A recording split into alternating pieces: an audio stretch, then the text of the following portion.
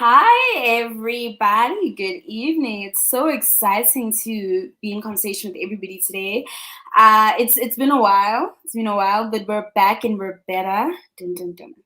I have the supreme pleasure of introducing tonight's guest, who is Carice Anderson, who holds an MBA from Harvard and has worked with and for. Okay.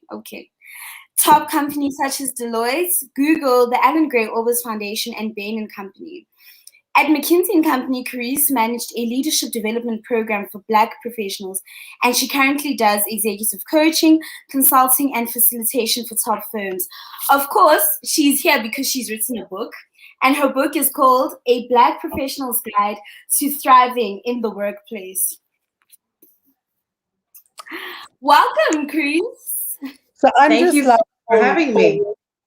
I'm already here, and I'm ready for you to coach me. So I'm putting my hand up, and I'm like, I need some coaching. So please coach me.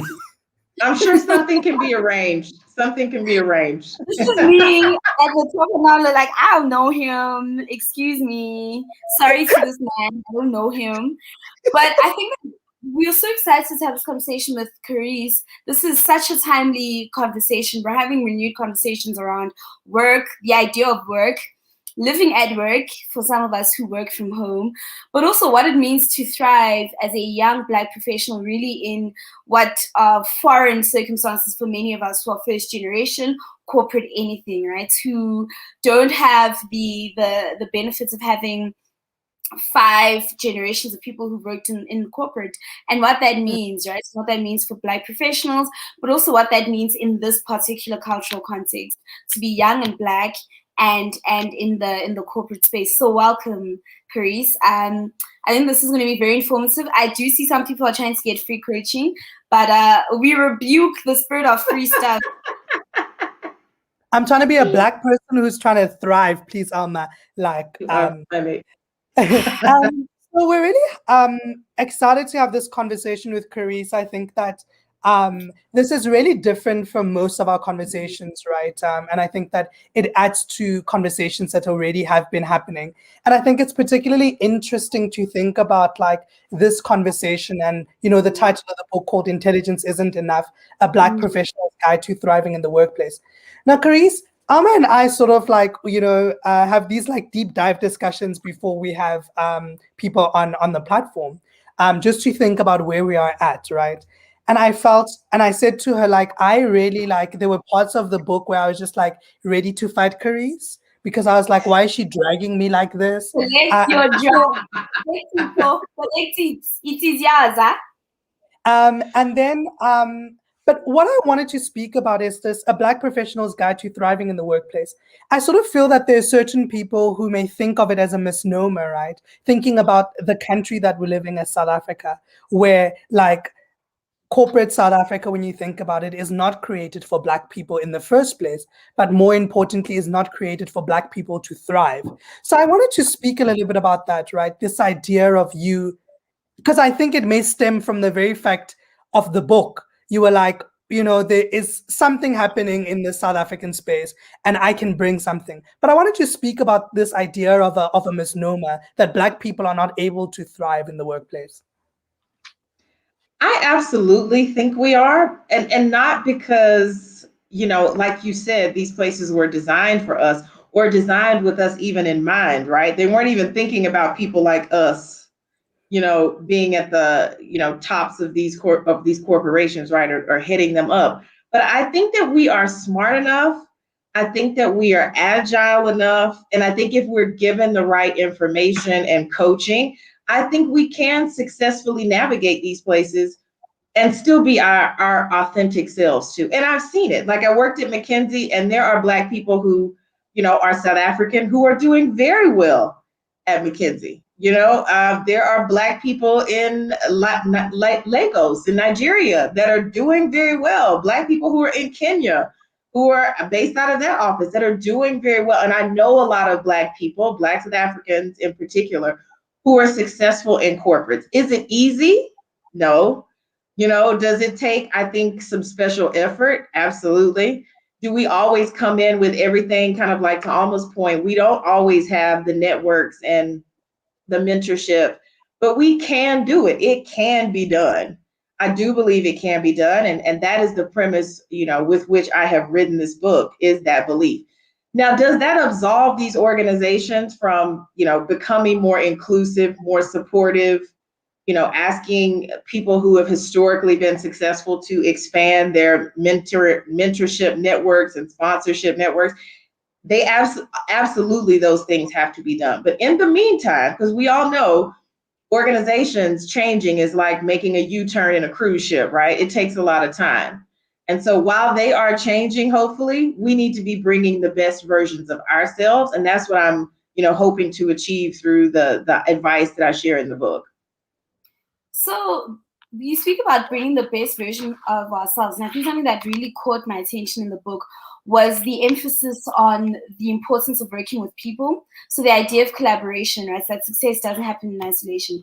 Because I Yeah. think, like, I am a young Black woman. There aren't people who look like me in the organization. I mean, I worked at a place in a previous life, where I was the only Black woman, so I walked into the space on day one and I was like, what in the hell is this, right?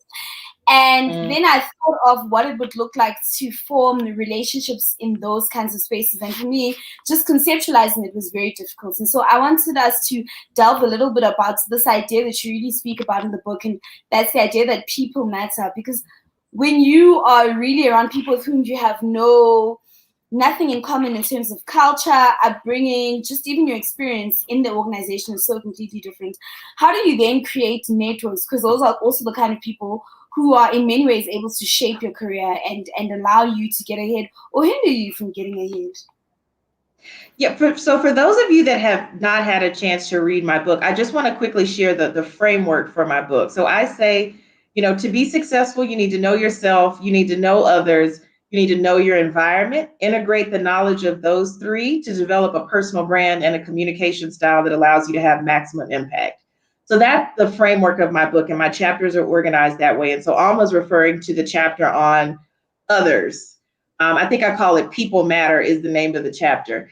And basically, I hear exactly what you're saying. And I don't know if you remember, but there's a story in the book where I talk about being paired with an older white woman when I was at Deloitte. And I remember thinking, what in the world am I going to talk about with this white woman who is like so much more senior than me, probably 20 years older than me? And what I realized in that conversation, I've tried to hold on to it, is, the way Deloitte organized it, which was really, really smart. They had both of us separately answer a set of questions. And so we came to that first session with those questions answered. And, not to tell, I mean, I tell this in the book, but she talked a lot about her personal failures, some of which were in relationships. And I was like, oh, girl, I can relate. Like she just became a human. And I think sometimes we forget to try to connect as human beings, because while we don't have the same culture, the same upbringing, I think we still share certain human experiences, right? Just because we're walking the face of the earth. So can we connect on those? I mean, I even had a senior white man that I had to work very closely with at a previous employer. And, I also looked at him. I mean, he wasn't very like open in the sense, it was all business all the time. But once I asked him about his children, let me tell you, this man lit up, right? Loves talking about his children, loves talking about Burning Man. That was the other thing. So I knew if I wanted to try to connect with him, I'm like, let me talk to him about things that he cares about. And I think that's the thing. Sometimes we need to try to understand other people before we ask people to understand us, right? I don't know who says this. It's not my quote. It's like, seek to understand before being understood. And I think once we do that, I think then people will, for the most part, unless they're, like a psychopath or a narcissist, they will reciprocate. And they will begin to be interested in you and ask you things about yourself too. I think that something that comes to mind and something that Tlhogonolo and I discussed was that, I think that in our cultural context, it often feels as though you are the one who often has to seek or meet people in their place of comfort, right? Yeah. So I will have to speak about camping and hiking and all these other things that I have no interest in. But so basically, I guess what I'm trying to say is the expectation of assimilation is often placed on my shoulders, and that's something that I wanted to explore. So when we say we come to a Yeah. middle ground, often the middle ground doesn't look like my interest, So this person is not going to ask me about like, oh, what's happening with like natural hair, what's the latest, what are you doing? That's not the area of interest, but I often Yeah. then have to come to the middle ground. Doesn't look like the middle ground, I think, when you are a young Black professional, and I wanted us to speak a little to that, because what does it mean to assimilate into these kinds of cultures that really in many ways would not bend themselves for you? And I think also what's important is what you bring out in the book, right? So you have a chapter that deals with cultural intelligence. And I thought that was really useful, right, for us to think about the idea of like, you make this example that you enter someone's home, and just because in your house you put your feet on the table doesn't mean you're going to do the same thing when you get to someone else's house. So effectively, every corporate environment that you enter into, you kind of, suss it out. But I think connected to that is this what Alma brings up, right? So when is it cultural intelligence and when is it assimilation? And how do those two things sort of fit together? Because oftentimes I feel that I was telling Alma this thing, I'm like, there are certain things that we can learn in terms of cultural assimilation. Let's say, for instance, I come from a very like respectful Black background where I don't speak, I first listen and all those things.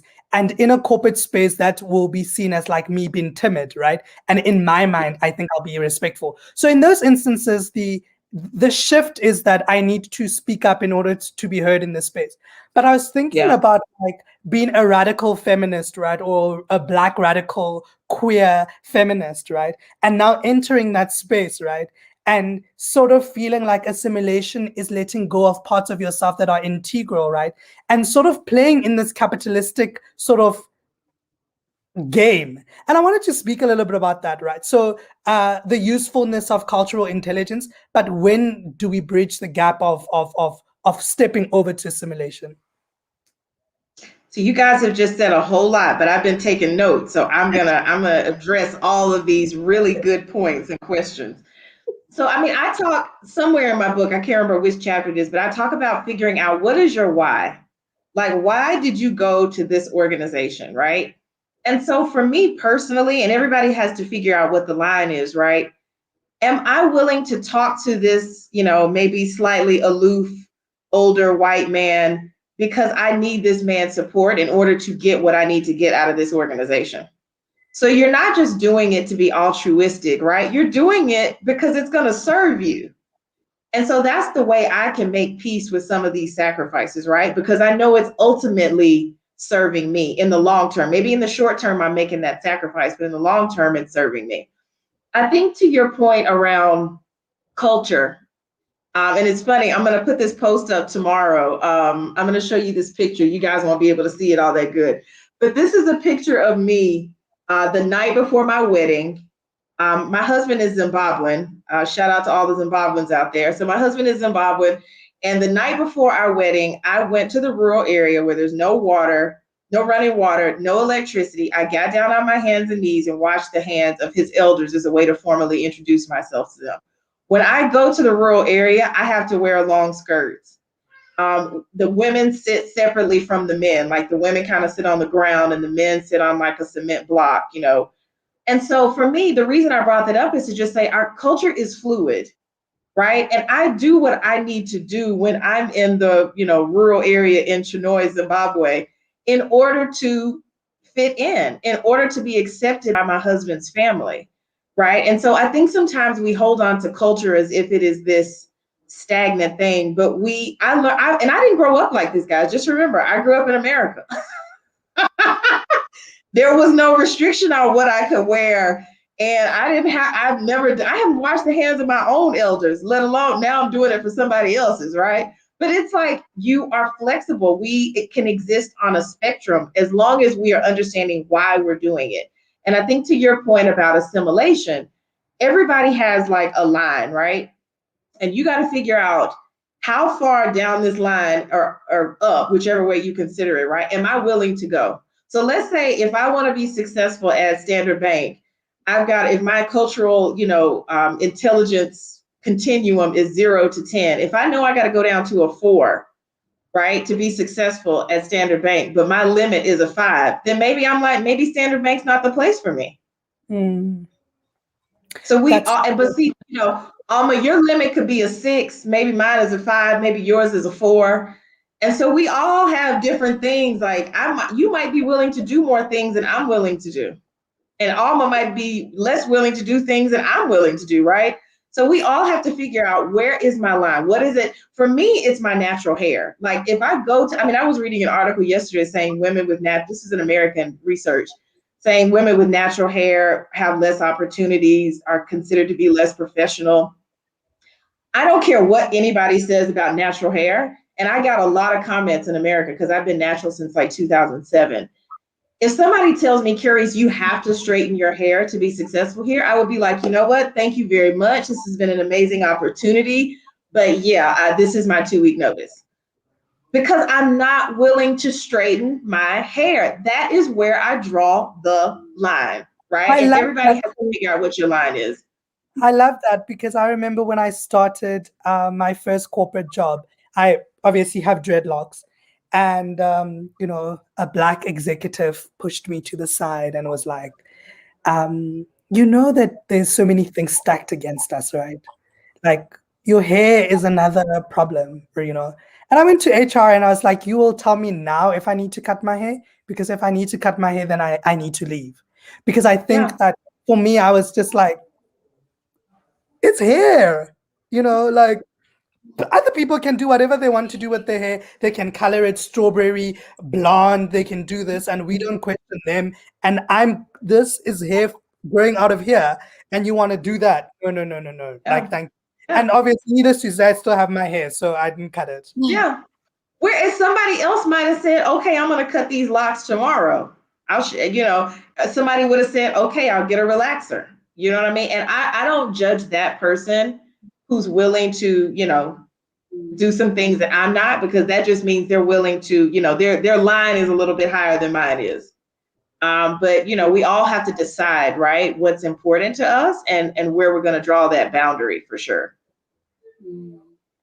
I mean, so I find the hair discussion so interesting because I also think it really depends on where you are, right? It's like I've worked in the public sector and no one cared about what your hair looked like. But that's also really informed by the fact that that was a predominantly Black environment. And I guess it also speaks to your environment, right? So how comfortable you are with certain things is also so intricately linked to your environment. And I think something else that came up for me in discussion with Mtlokonolo was failure, right? And the fear of failure that she discussed in the book, but I also think that the fear of failure, but how we come back from mistakes, right? Because so much of that is also informed by where we are. I think that so many of us, like you said in the book, are first generation, so we feel like the opportunities to fail are small and limited, but also that the opportunity that when you do fail, it reflects so poorly on those who've come before you, but also those who will come after you. And so we have quite a complicated relationship with failure. But you say some interesting things about failure in the book. And so I wanted us to just expand a little bit on why you wanted to write about failure, but also what you hope people will take out from the book about failure. Because I think it's really important for Black people in this country to think about failure a little bit differently. Yeah, I mean, I think, and it's funny. I mean, I mentioned in the book how, like, when I first started working at Arthur Anderson, I was the only Black consultant at one time on the floor. And I felt this tremendous pressure to represent all, 1 point, I don't know, at that time, probably a billion Black people on the planet, right? I was like, it's all resting on my shoulders. And if I mess up, they're going to question if they should hire more Black people, right? And what I realized is that it was silencing me. I wasn't saying anything, right? Because nothing that I said at the age of 24, I think I was, met that high bar that I had for like, oh, whatever I say has to be insightful. It has to be profound. It's got to be earth shattering. I didn't have a whole lot of earth shattering, profound ideas to share at the age of 24. And I remember one day, and this is just me, right? I remember one day like looking at a white person on my team and thinking, he's not worried about representing all white people. He's not thinking, oh, if I say the wrong thing, they're never going to hire another European. They're never going to hire another white person. And I was kind of enraged, because I was like, why am I shouldering this extra burden just because I happen to be born Black? And I just kind of made up in my mind. I was like, I can't do it. I just can't. I can't carry everybody. And I'm going to make some mistakes. And the Lord knows that I have, right? I've made mistakes. And that's the other thing. Like, we're setting ourselves up for an unattainable goal. Perfection, it's never going to happen. I don't care who you are. I don't care how hard you work, how many hours you put in, how many nights of sleep you sacrifice. You are going to mess up. And sometimes I think we mess up because we're not getting sleep and we're just, we're trying extremely just too hard. And so I think sometimes we just need to relax a bit. And I know it's easier said than done. And, it's something you have to continually work on. Because I've had a lot of people ask me, like, how do you do these things? I'm like, it's like a habit. It's like anything else. And you actually just have to train yourself. And not to say that I don't even struggle with it now. There are times I'm like, oh, should I say this thing? Or I'm trying to work on not couching my statements, with how we'll say a whole lot of stuff up front, like, well, guys, I don't know, what do you all think? Or, not, I'm just I'm not gonna, sure if this just like, makes sense. yeah, I'm just like spitballing. I was like, okay, Carice, that's one of my goals. I'm like, I've got to eliminate that. Right. And so it's not this like straight line to the top of no fear or no failure, but it's like gradual and you checking yourself. And for me, it's like, even when it comes to my emotional triggers, which I also talk about in the book, it's not a matter of that I won't be triggered. It's a matter of how quickly can I talk myself out of being triggered. So, 10 years ago, it took me 2 days, and now it takes me an hour. I feel like it's about progress and not perfection. So that is the thing I think about. And to realize too, like, there's things that we can learn from messing up, and we've got to give ourselves that space to be able to do it. And look, when we make those mistakes, let's think about how we handle it. So it's not catastrophic for us. If we can fix it, let's fix it. If we can do it over, let's do it over. Let's put processes and systems in place so we don't make those mistakes again. And making sure we communicate to people, hey, I know I messed up. I'm sorry I messed up. Here's what I put in place to make sure it doesn't happen again. Please give me another chance. And if somebody doesn't want to do that, then unfortunately, I don't know how much control we have over that, but we can't just beat ourselves up forever because we're actually a human and made a mistake. We just have to move forward. We have to move forward. I love that you say that, right? Because one of the other things that you do in your book is speak about criticism, right? And Mm. often you speak about the idea of like, and I think like I resonated quite deeply with that because I'm the type of person who will send something out and then like spend the next 5 days saying, oh crap, like I probably should have done this and I probably should have done that. And it's just, it never leaves, right? It's just like this overarching thing that just keeps staying. And speaking about like when people are critiquing you or critiquing your work, you think it's a criticism of you. And I wanted to speak a little bit about that, right? Like, what are some of your experiences been as a coach to sort of move people around from they are talking about the quality of the work or the work that you've done, and they're not talking about you? Because I think I've Yeah. internalized a lot of things. And I think connected with that is really something that's very integral to the book is you start the book by saying there's a difference between working in your career and working on your career. And so for our watchers and our listeners out there, I wanted you to, sort of speak to that first about what are the differences about working in your career and working on your career, but also then to speak about like how criticism, right, is something that you shouldn't dwell on, Yeah. particularly because it doesn't serve you in the long run. Yeah. So let me answer your criticism question first.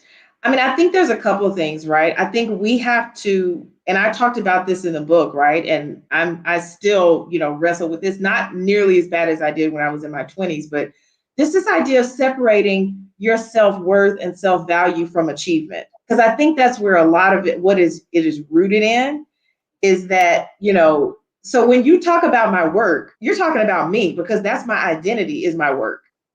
right? So when you give me feedback on this report or this PowerPoint presentation, I'm feeling like you're talking about me because I have no identity outside of my work. Right. And so for me, I had to start to unpack that and say, well, Carice, if my work isn't good or if I'm not doing well, do I still have worth and value? Do I deserve to be on the planet? Do I add value? Right. And I've said to myself, if I never achieve another thing, I still have worth. I still have value. I still deserve to take up space on the earth. And that has been a continual process. And so I personally, rooted myself in something bigger than myself, which is my faith. And that helps me understand, like, okay, God loves me regardless of if I get the promotion, if I have the big title, the corner office, like if I get an F on this project, if I get a bad rating at work, and that has helped me, right? Personally, I don't want to turn this into a revival, but that's been helpful to me to root myself in something that has nothing to do with what's important at my job. And that I think that for me has been the number one. I think the number two is to understand, how will you get better if nobody ever criticizes you? So what is your goal? Is your goal to have people pat you on the back and, stroke your ego? Or is your goal to actually get better? Because at the end of the day, we all have blind spots. Everybody that's watching this, we all have blind spots. We all have things about ourselves, things about our work that we don't see. And so we need the feedback so that we can figure out, okay, what is it that I need to do differently? Once I start doing something differently, is it working? You need the feedback to know that too, right? So it's just so important to get that feedback because otherwise we're never going to be able to reach, I think, those levels of greatness and excellence that we so desire to meet if we don't get that feedback. And this is the third thing I'll say about feedback. You don't have to take every piece of feedback you get. You can pick, okay, I'm going to take this nugget from here. I'm going to take this nugget from there. These pieces of the feedback really resonate with me. Those are the pieces I'm going to take. I'm going to leave the rest. And, obviously there might be a consequence to you receiving or not receiving, but if somebody says, if you don't do these three things, you're going to get fired. And you say, well, I'm only going to do one. Okay, well, okay, you're making a choice about keeping that job. But I'm saying, if you get a whole bunch of feedback and you've got, some wiggle room in terms of what you can accept and not, do that. Figure out what resonates with you and leave the rest. I've left plenty of feedback on the table because some of it was trash. Some of it was garbage. It was not well thought through. And I'm like, honey, that's your issue. That's not mine. So I'm going to take these other pieces. I'll work on those and I'm going to leave the rest. Your question about working in versus on your career. So before I joined Korn Ferry, which is the consulting firm I work for now, I ran my own small business. And, in the entrepreneurship world, you hear a lot of words and phrases. And one of those phrases was working on your business versus working in your business. So when you work in your business, I think the analogy I use in the book is a cookie company. So if I sell cookies, so I got to buy my ingredients. I figure out where to sell my cookies, who to sell the cookies to. I price my cookies. I figure out what kinds of cookies I'm going to sell. That's working in my business. So I'm buying my mix. I'm delivering my cookies. That's working in the business. Working on the business is when I take a step back and say, should I be selling cookies? Should I be selling cupcakes? Like, should I be selling, I don't know, rusk? Am I selling the right thing to the right people in the right places at the right time at the right price point? And so I think we can do the same thing with our careers, right? I think a lot of times we are so busy working in the career. So I'm doing the things I'm supposed to do. I'm delivering the reports. I'm making the presentations. Whatever it is that you do, right? That's your actual job that you do need to be really good at. Working on your career is taking a step back and saying, do I even want to do this job? Am I building the right relationships with the right people at the right time? Am I building my skills at the right pace? Am I good at the things that I'm expected to be good at this tenure in my career? So it's just asking some of those larger questions. And I think a lot of what I found with Black people is we do very well working in the career, not necessarily on the career.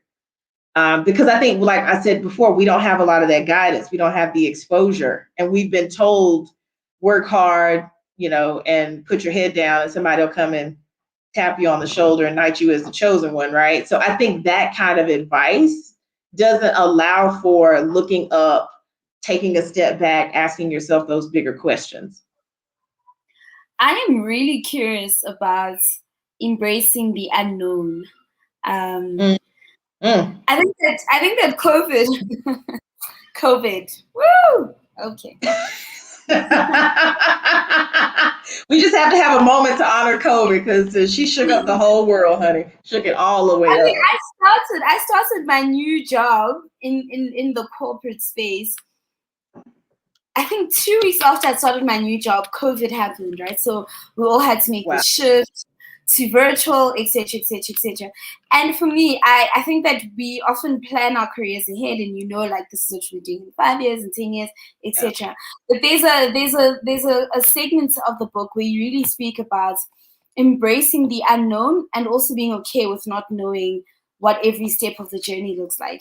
And I think that's a frightening thing for a lot of young Black professionals because we have our careers mapped out. Like, when you're going to be in the C-suite, how it's going to look when you have the corner office, what you'll be wearing. Um, and here you are saying that in the middle of a Panasonic, people need to embrace the unknown. I'm going to need you to Yeah. expand a little bit on why you thought it was so important to embrace the unknown, but also how embracing the unknown can help you to conquer imposter syndrome. Oh, that's a good question, right? So I think I'll start with just talking about the unknown, and I will tell you all four of the best decisions I've ever made in my life. Three of them are where I didn't know 27 steps ahead. If somebody had told me 20 years ago, you're going to marry a first generation Zimbabwean American, you're going to move to South Africa and live within there, I would have been like, honey, what drugs are you on? Like, no one, that was not there, none of this was, and even add write a book on top of it. I'd have been like, what? I can't write a book. I can barely write a 20-page paper. Like, nobody could have told me that I would do these things. And I'll tell you, even, my husband, I started dating my husband when he was living here in South Africa and I was in Atlanta. So even that, I was like, how, we were long distance for 3.5 years. I was like, how, I didn't even date people who lived on the other side of town. Like, I mean, if somebody told me, oh, I live on the other side, I'm like, oh no, gas is $4 a gallon. I'm not coming over there. Like, I didn't date people who lived 20 miles away from me, let alone this man was 8,000 miles. But I was like, you know what? I'm just gonna go with it. And it's one of the best decisions I ever made, because if I didn't just release my need to control everything and know every step, I would not be sitting here with this book talking to y'all right now.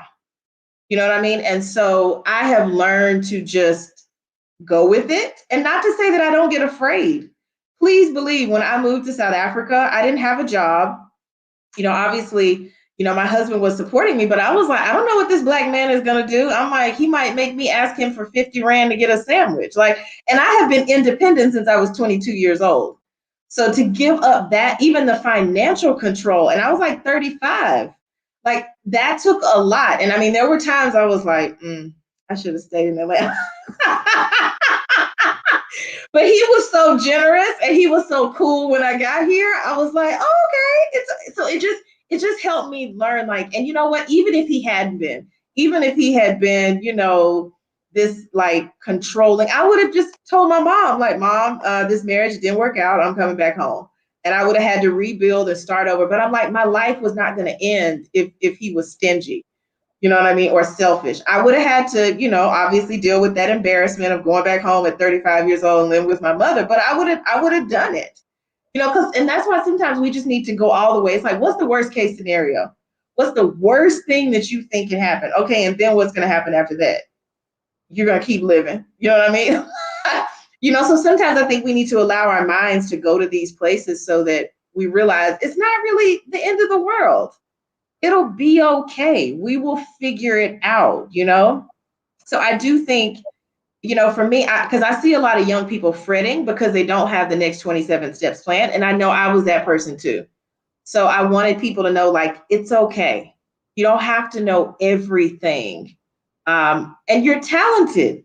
You got these degrees and you went to these good schools. Like, you'll be okay. It might be a little rocky for a little while, but you'll be okay and you'll recover. I think in terms of tying it to imposter syndrome, I mean, when I think about imposter syndrome, it's you feeling like, you don't deserve to be in these spaces. And I definitely felt that way. Like when I went to Harvard Business School, I was like, I cannot believe these people let me in. There must have been, I just kept waiting on them to open my dorm door and be like, look, lady, there was The a sun's mix out. up. There was a mix up in the admissions office and we shouldn't have let you in. But I think if we can just be present in the moment and trust that sometimes other people know better than us. Sometimes we get that job. I remember when I bought my house, I couldn't believe they let me buy this house. I was like, this is crazy. Are you sure you want to do this? I was only 25. And I kept waiting on those people to come and take it away from me. And I still have it. And I'm like, maybe these people know better than we do. Because sometimes our ego, we think we know best. But I'm like, these people have been hiring people for dozens of years. They're not probably in the practice of hiring people that they don't think could be successful. So why don't I just believe what somebody else has told me instead of going with my own insecurities? I mean, you see, Carice is continuing to drag me because I mean, first, no, I mean, come on. Like now, I have to think about all those times. I'm like, oh my gosh, I don't think I'm brilliant, and like people have been saying, right? And now I need to like, okay, let me take a step back and believe these people. But I think w- what's really important for me is also in thinking about that is something that you speak about in the book. You speak about this idea of control, right? So control your performance, control your career, and how important it is. Because I find that sometimes we leave university and there's no actually quite a clear idea of like what's supposed to happen. And what you said, which is really important and ties to the title of the book, is the idea that yes, you're talented. Yes, you have an MBA from Harvard and you have all these other degrees, but that's just a step into the workplace, right? Yeah. That just is opening doors. But when you are in the workplace, you can't have the mentality of I've always been good at what I do and I've always been the best at what I do. I need to effectively take control. And how I take control is one, I need to make sure that I'm taking ownership of my career trajectory in the company. I'm not waiting for things to magically fall on my lap, and also I'm taking control of my performance, right? And also acknowledging I found it challenging but quite interesting to think about like operating in a very white supremacist racial system. Sometimes it's really hard to discern when someone is like critiquing your performance because of your performance or because you're a black person. So it's hard to discern. And you say, sometimes yes, all those things are there, but maybe let's take a step back and take ownership of your performance and say, did I do the best thing here? And if I didn't do the best thing, can I take ownership of the fact that this was poor performance and I will do better moving forward? And I wanted to speak a little bit about that, right? About the idea of like really early on in your career, taking ownership of your career and all the mistakes, performance, and basically just owning up to the fact that you are this person. And if you want to be successful, there's certain things you'll have to do. Yeah, I mean, I think, you've kind of touched on it, right? It's just you saying, this is what I want out of this experience. I mean, it goes back to what I was saying to Alma a second ago about what is your why? Like, why did you join this particular company? What is the experience? What's the skills? What are the relationships that you wanted to build? But I think what happens with a lot of us, and this definitely happened with me, is my everything that was driving my career early on was financial. I was just like, I need to be financially independent. And All of that's us, why all of us. You're just like, I just need enough Stop money that to live. 20. I was like, I was on the auction block. I was like, I'm going to the highest bidder. Let's start the bidding at $32,000 a year, right? At the time. And so I think when that was my sole goal. So as long as I was getting a paycheck, I was like, oh, okay, I'm straight. And then I realized like that's not enough. And I'm trying to help, younger folks realize like you need to go in there with a why. Don't take the job just because it's a good brand. Figure out what do you want to get from that experience. And if it's a good brand, hey, that's like icing on the cake, right? But figure out what is it that you want from that experience and what is it that you need to be demonstrating on a daily, quarterly, and annual basis in order to continue to get that experience. and to get that support that you need so that you can, meet that why, so that you can get what you came for, right? I think that's just so important. And if you don't take the reins of your career, nobody else is going to do it. No, and you're gonna end up probably falling behind, and it's just probably not going to be a very pleasant experience for you, right? So take the initiative and ask people what is expected of me now. What's expected of me in 6 months, in a year, in 2 years, and ask a bunch of different people so you don't just have that one voice, right? And then you can kind of have like a bit of a summary, right? Of, okay, this is what is expected of me based on all these different people that I have talked to. And then manage your feedback. Try to get the opportunities that are going to allow you to progress in the way that you need to. And that's what I think is, for me, is about taking control of your career, asking those tough questions. And I know some of those questions I put in the book are hard to ask. Like, what did I say? Something about how would you rate me out of all the people that you've ever worked with at this role? I know it's a hard, but people try to I'm squirm. already rating And I'll myself tell a you, 0.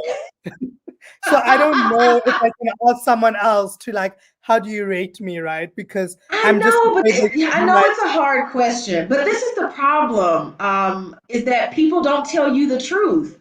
And sometimes people don't tell you the truth because you're Black and they are there is worried. I no, you know what? That's so important because I remember reading and thinking about this, right? And thinking about the idea that oftentimes as Black professionals anyway, we don't grow at the same rate that other people grow at. Because one of the reasons is that when someone gives you feedback, they don't give you feedback that's going to uplift you. So they say, oh, you know what, Carice, thank you for that document. It was really wonderful. And then you see the final product and not even a the that belong to you put in that document. And then you start questioning, how can this be a good, how can that have been good? It's and Mhm. so that's the question that I always have. It's like when I was thinking about misnomer, I was thinking about the idea of like, how do we move and how do we become better when the people who are supposed to assist us in becoming better are not giving us honest feedback, right? But they will Yeah, take time to mentor our white counterparts and be like, okay, this is how you do this transaction, this is how you do that. But they don't take the sort of same effort that they do with you. They don't take the same effort with yeah, you. yeah. And And that's so, when you have. Oh, sorry. Go ahead, Alma. Go ahead. no, it's fine. I'll wait for you to finish because I think that yeah, it's an interesting point that we're getting to. I just, and that's why I put those questions in the book, right? So you can back people into a corner. Because when you ask people, "Oh, give me feedback," they're going to tell you the stuff that they're comfortable saying. They're not going to tell you the things that they're uncomfortable saying, right? Mhm. In this example you've just given, maybe it's to say to this person, I see that what I turned in versus the final product is very different. Can you please walk me through how you got from what I sent you to where it ultimately ended up? Hmm. Just walk me through. Just tell me what was your thought process because I need to be incorporating that thought process into, the next time you give me something to do. That's a less aggressive way, right? I mean, um, a more aggressive way is, if you had it to do all over again, would you give me this piece of work to do? I know it's rough. And I know it's rough, but I'm telling you guys, there are people who don't give us feedback because they're worried about, is it going to come across as racist? Am I saying this because I'm racist? Right? are you? And that's the question. That's the Are question, you, right? It's bro? true. Because my It's thing is, true. it's often that you are not having these deep interrogative questions with yourself and saying, am I judging this person's work because I know they're Black? If I Yep. asked these two people to turn in work and I didn't know which one belongs to who, how would I have dealt with the work? So for me, Yeah. it's that. It's like often, like, we racism has it's so polarized, right? So Mm, you sometimes want feedback from someone because you genuinely want to do better at your job, and the person has this idea that Carice, she be Black, she don't know nothing, right? yeah, And yeah. therefore when they are even engaging with the work, even if your work is great, they can't even seem to enter there and be like, or they'll Yeah. say she can't possibly have done this. This is too good for her to have possibly done that. So Mm, mm. this for me, it's that. It's like, how do we? Yeah. It's uncomfortable because at the same time you want to be like, I want to believe that you're not being a racist, but I can Yeah. see that Might you're not. be.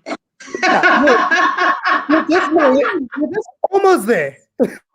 But I also think something else that informs those kinds of relations, and I think something that you cover in the book is conflict. Okay, so I have an interesting relationship with conflicts. I think like a lot of Black women, okay, because sometimes you just want to set it off. Like what you're not Yeah, going to do yeah. is have me confused. Okay, sis, what you are going to do is just go back to the drawing board because I don't know who you think you're speaking to. It just cannot be me. Yeah. But but you know you can't handle conflict like that, right? So like you obviously walk into space, and I know this because I had a personal experience with somebody that I worked with who wasn't Black, that I just felt like was coming at me at every angle except the right one. Yeah. And I had to have a very difficult conversation with her, but I was also acutely aware that because I'm a Black woman and she is not, I would be seen as the aggressor in the situation, even though Yeah. Of she was course. so overtly problematic. And so for me, the chapter on conflict was really interesting because you need to, somebody said you need to have a good heart, but balance it with a little bit of like footsake, right? And like Yeah. I Yeah. feel like managing conflicts as a Black woman in corporate spaces is a lot like that. So you don't Yeah. want people to think of you as the go-to when they're just feeling some type of way and can just go exert themselves. But you Yeah. also don't want to be seen as aggressive, and you don't want to be seen as the one who's a constant aggressor and is unable to resolve conflict. And Yeah. so I wanted to talk about conflicts and having difficult conversations, because when you look a particular way, conversations can take on a different hue if you're not careful. Yeah.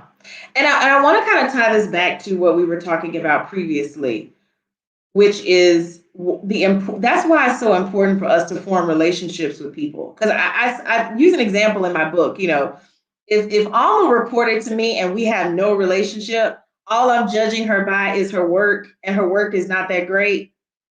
But if you and I have a great relationship, right?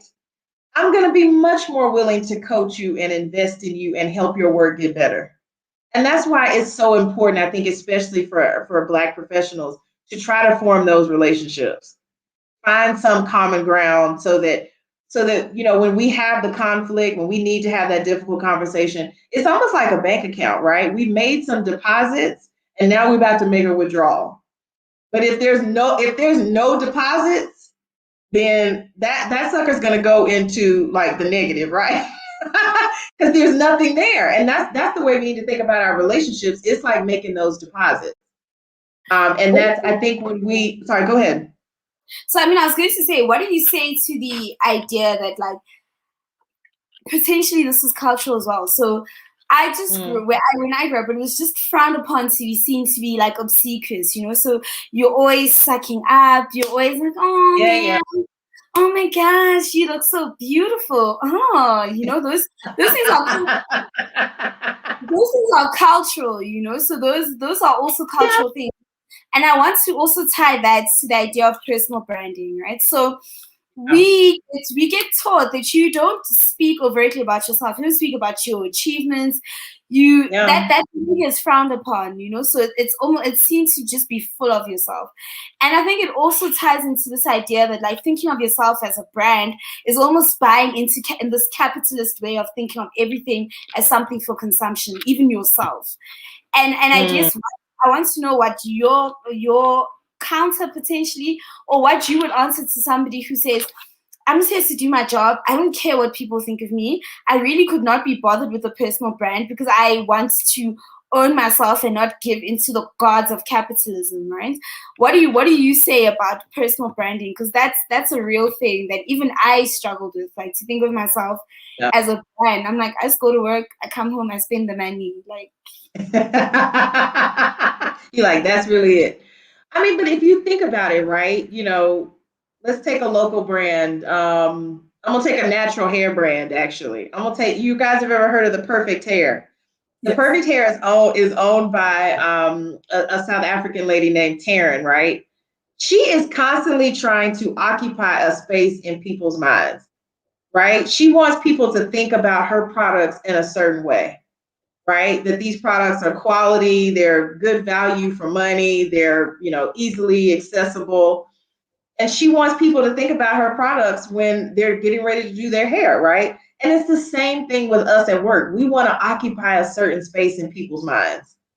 That's really what your brand is. Now, mind you, I'm not selling myself at, clicks or discount. It's not the same in terms of how the product is being delivered, right? Or the service. But it is about you occupying a certain space in people's mind. It's about your brand is actually a promise.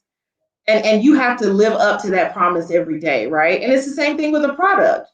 So I think we get kind of caught up in thinking that we're quote unquote selling ourselves, but we're really not. We're offering value to other people.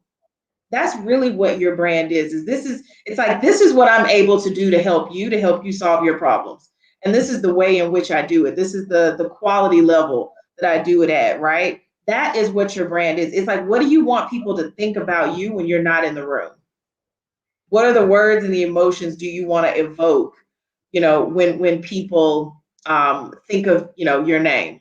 That's really what it is, and you go about living up to that promise every day. I mean, I was thinking about this. This is going to be a bit of not off topic, but I was thinking about, y'all all know about this dating guy who got caught cheating on his wife. I don't know if you all, I mean, did you all hear about this? It's a No. really popular blogger in America. I'm not even going to say his name, Oh yes, but and then he did a yes, reaction video of yes. This man has been selling relationship advice. He sells ebooks. He speaks at conferences and seminars. So he was trying to occupy, and he was very successfully. Had like over 1 million followers, I think, on Insta. So he was occupying a certain space in people's heads.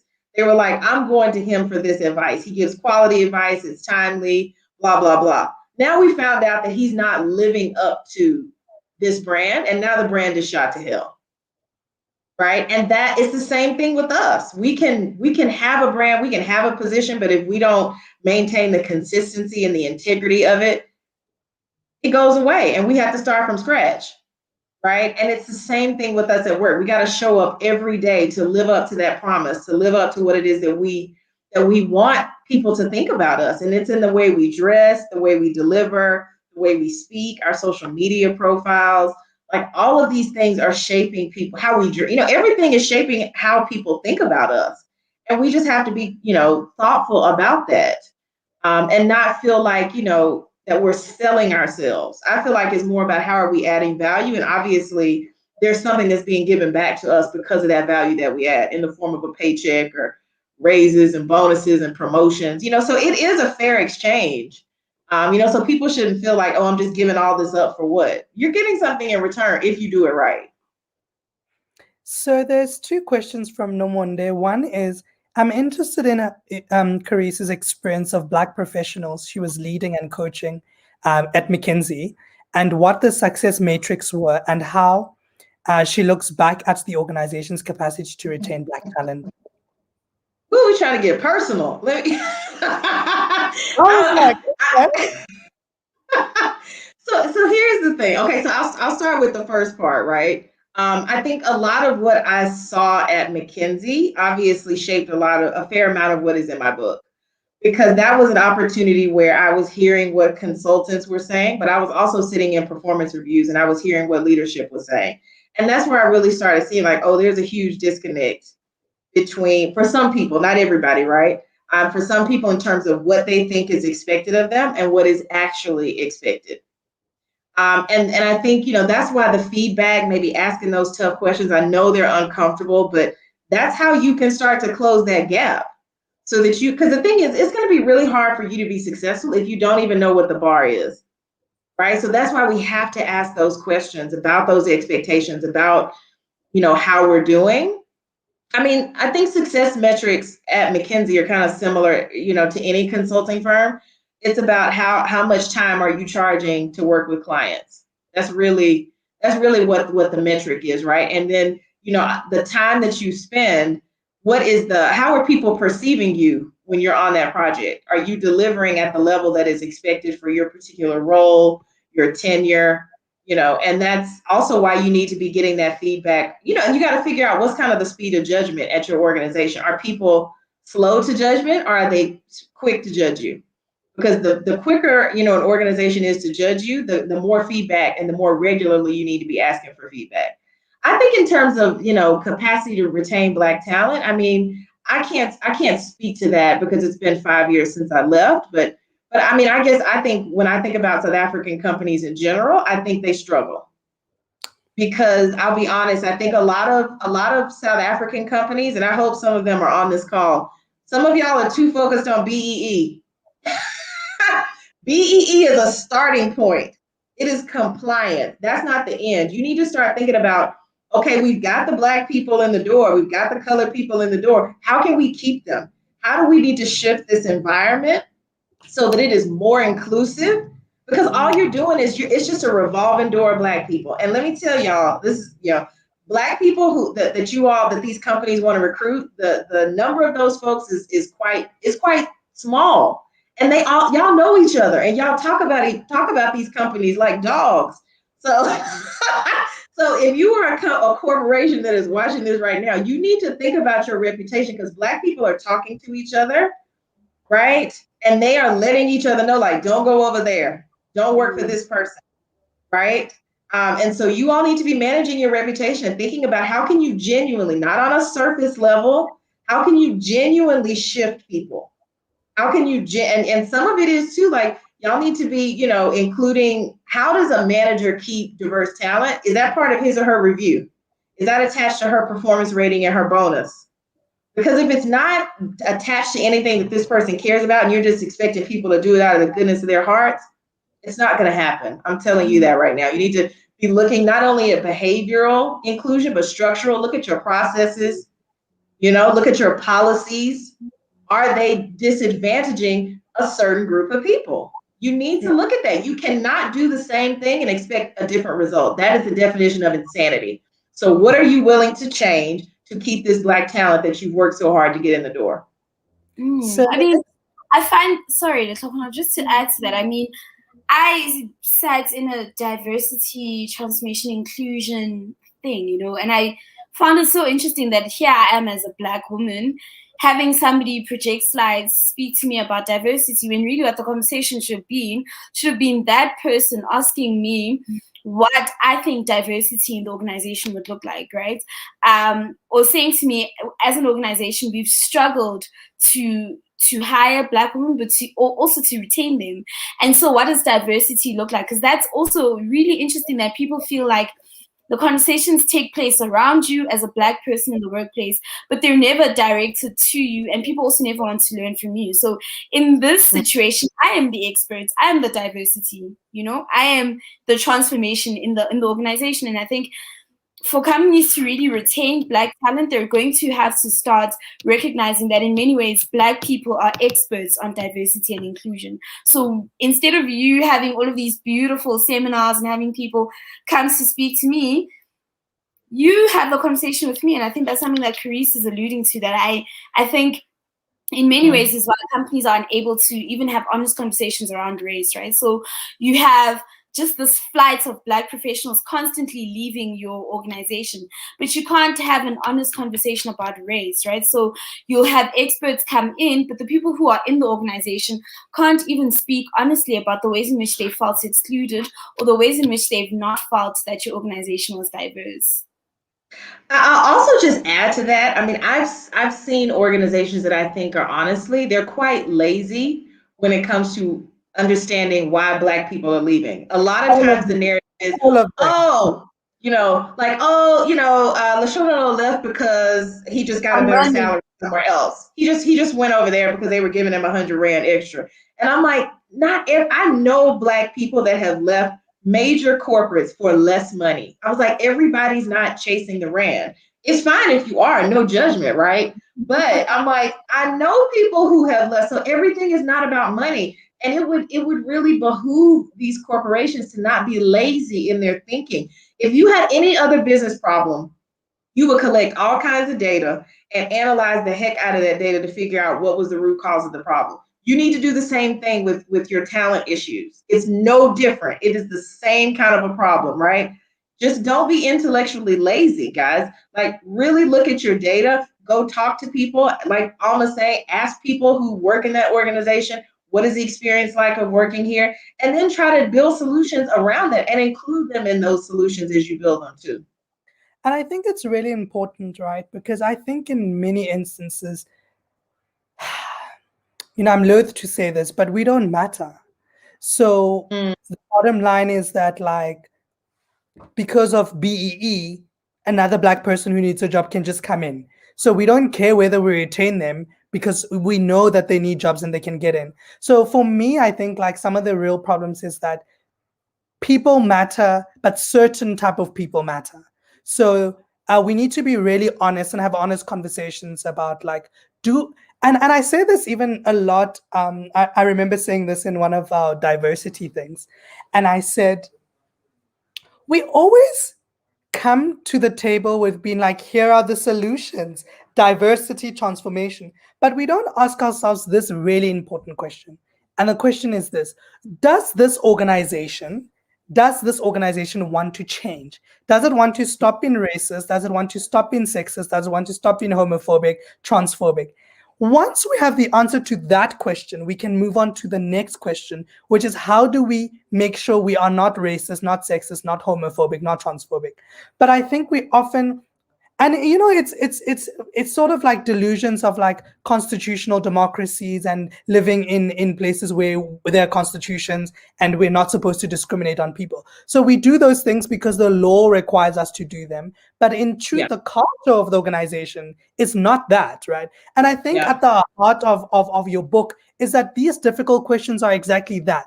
Before you do the thing, ask yourself the why am I doing this? And once you have an answer to the why, then it's easier to sort of do the other moving parts.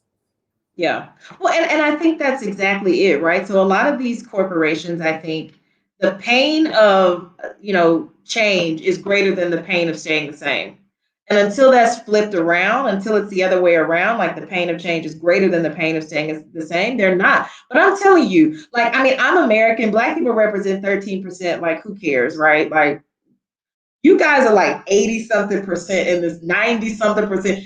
South Africa will never reach its full potential if we're not including more Black South Africans to fully participate in the economy. Come So on.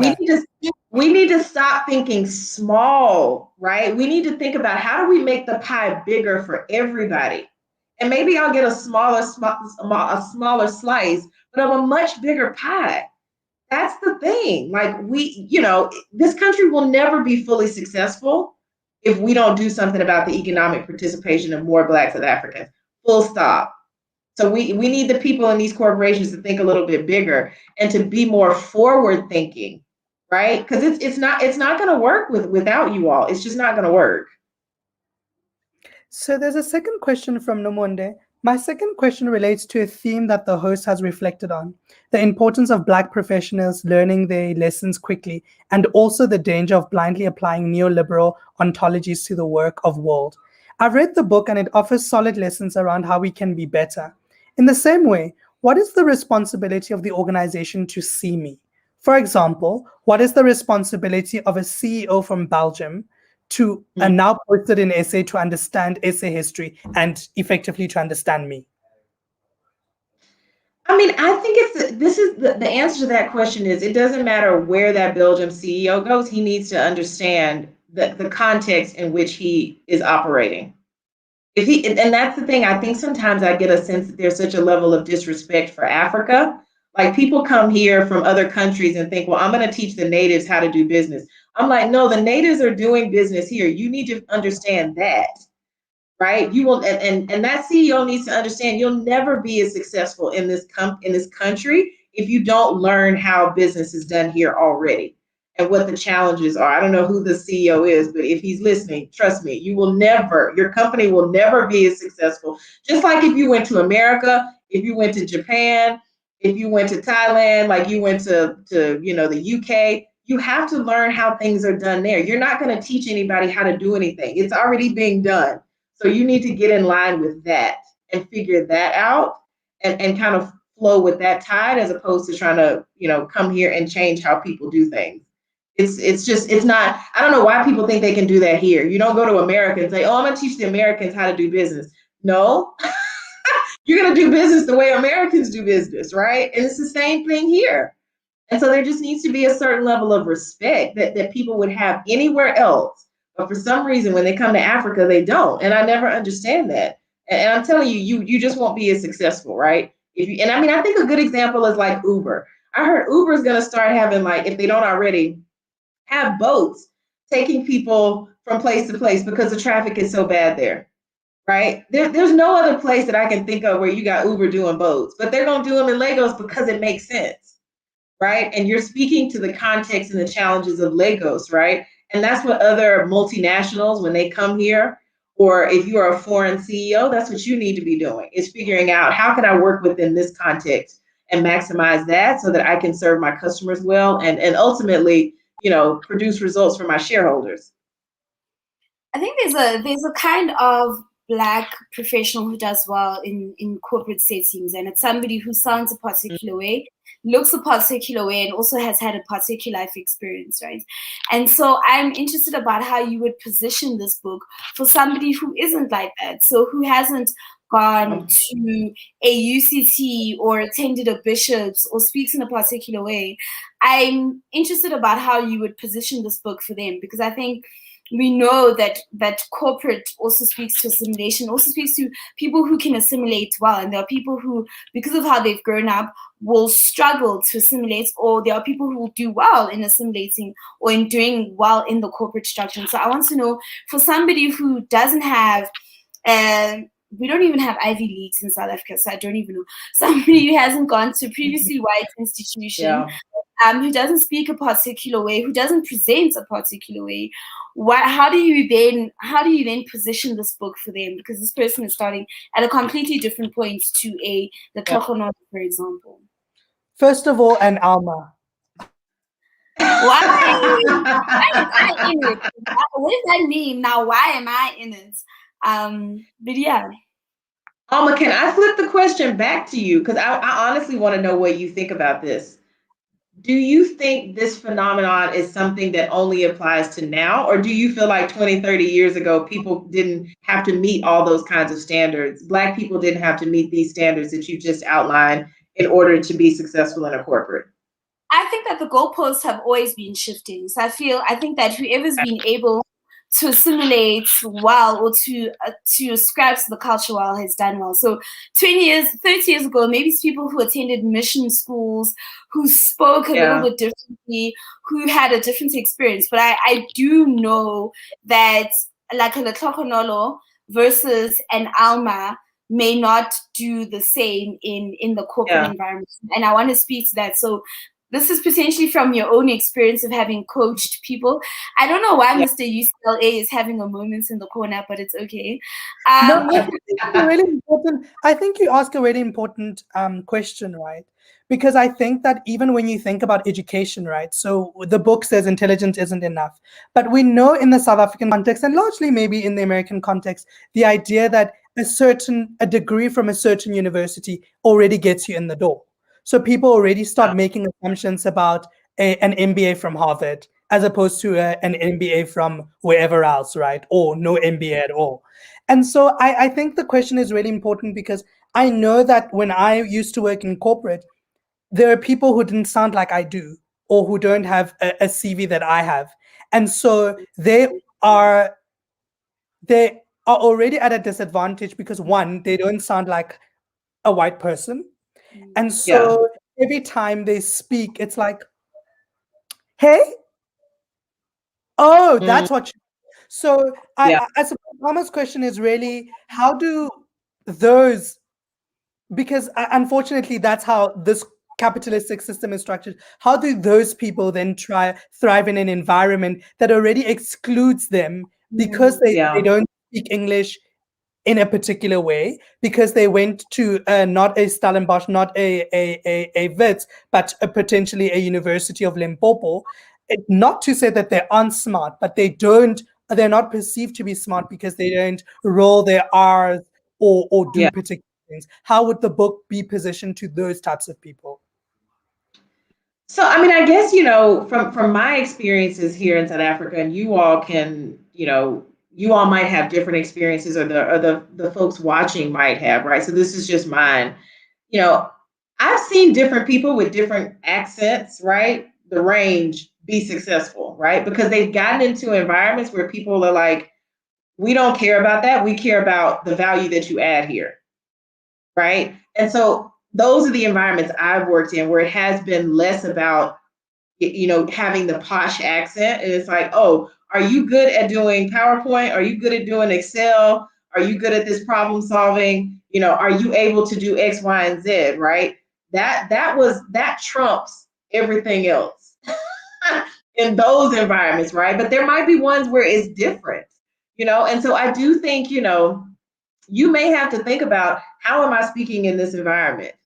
Are people, because especially if people are struggling to understand you, I feel like that's different than people just not necessarily liking your accent or wanting you to speak a different way. But if people are struggling to understand you, I do think, there might be some use in you maybe going to a speech therapist, or someone that could maybe assist you, right? And I've seen that across the board. That's not just solely a Black issue. I've seen that with people from different parts of the world, right? When you're trying to operate in an English, and look, I get it, right? English is not your first language. Trust me, I bow down to the people who speak multiple languages, right? Because I don't. And I can only imagine what it's like to be shuffling all these different English on its own is difficult, right? But then when you're putting in all the your mother, and that's not even your first language, right? So I do think maybe you, and it's something that, asking your company, is this something you all would support me in too? Right? If this is something that you've gotten feedback on and you know that it's maybe an impediment in terms of your career, I would ask them for some assistance, right? I think in terms of the pedigree, right? Um, I've never really had anybody talk that much to me about where I went to school once I actually started the job. People were like, okay, that's nice, that's good for you. You've got Harvard on your CV, but what can you do here? Because you having Harvard on your CV doesn't help me solve my problems, right? So if you can get in somewhere and really solve people's problems, people, I think, will, they're not going to be that focused on where you went to school. That's just my personal take. I don't know if you all have had a different experience. I think in certain areas, like I think in the legal fraternity, there is a lot of where you went to university, Mm. and people sort of, make assumptions about you because of the university you went to. Um, and so it's been quite interesting to reflect on that, to think about like how my career trajectory would have been had I not gone to the university that I went to. But Carice, this has been an absolutely wonderful conversation. I want to continue talking some more, but I know that we need to go and need to encourage people to get a copy of Intelligence Isn't Enough, a Black professional's guide to thriving in the workplace, right? But I think also because Cheeky Nators, as Cheeky Lovers, we love our readers so much. We love our readers. What we have done is that we've asked Carice to sign copies of Intelligent Isn't Enough. So you can visit our website, www.cheekynatives.co.za /shop, and get yourself a signed copy of the book, and then we will deliver to you. But even more exciting is that this was sort of like the public launch and it was nice. But what we like to do is we like to have a little bit more intimate conversations. So on the 8th, which is exactly a month from today, we will have a cheeky chat with Carice Anderson. And there is really an opportunity for readers to come and engage with Carice. So how you need to get that is obviously buy yourself a copy of this book. Once you've bought a copy of the book and you've read it, you will come on to a link that we will put up on our social media. And you will then come and talk to Carice, because the platform is essentially for readers to engage with the author and ask it in a more intimate setting. But Carice, thank you so much for gracing us with your presence this evening. I'm definitely going Thank to you be so much. because I still want to have some really deep level conversations about the book. I think it has so much to offer us. So Thank I you, just started a Lashlo new. and Alma. I appreciate it. It's our pleasure. I actually just started a new job, and we're going to be applying some of the stuff, and I'll let you know when I get my promotion Awesome. in 12 months. Yes, yes, You yes. said map out your career goals. I'm mapping them. It's true. But you know what? Be flexible. Be flexible. You never know. I had my life mapped out, and then this man came along and was now I'm in South Okay, I Africa, mean, right? I'll take a promotion in 6 months. I'm also happy with that. Um, I will say that to you. But thank you so much, Carice, really, for what's been a wonderful conversation. And I think that there's so much more to unpack. But it's really been exciting to have this conversation, and I'm looking forward to the cheeky chats. I want to hear some other people's reflections on what it means to be a Black professional who's thriving in the workplace. Awesome. and Thank thank you, Alma. Thank you. you, Lashlo. I appreciate it. Thank you so First much. of all, I want to say, like, the way you say my name, I'm like, yes, because this is my difficulty in America. I'm like, I don't have a short version of my name. This is it. This is it. No, and I watched your video and I saw that you said your full name. So I was like, I have to say the full name too. So I respect And thank you for I did my everyone else. homework. I did my Yeah. homework on you, you guys. Thank you for everyone else who joined us on Facebook, YouTube, and Twitter. We hope you've had such a wonderful time as we have. Again, please, if you want to purchase the book, go to our website and purchase the book. It will be signed. And then also just look out for the link about Cheeky Chat so that you can come and we can have more fun with Carice. Until next time, Cheeky Natives, Bye. bye.